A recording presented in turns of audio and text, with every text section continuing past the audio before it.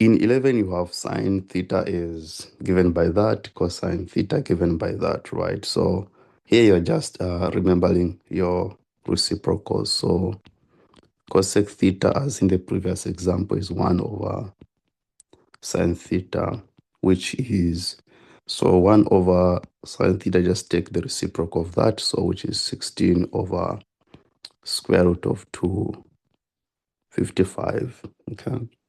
And if I rationalize this, so by rationalizing, if you have forgotten, multiply the numerator by what is in the denominator, so that we take rid of the square root, 255. So this gives us 16 square root of 255, everybody over 255. Okay.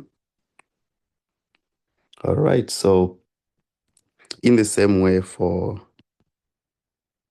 secant theta, we have 1 over cosine theta, which is just 16, right? Okay.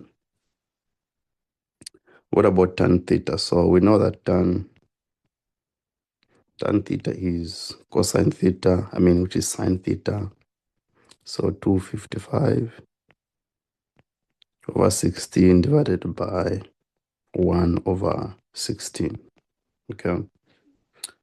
Then I take the reciprocal of that, 255 over 16 multiplied by 16 over 1. So 16 and 16 goes. I remain with the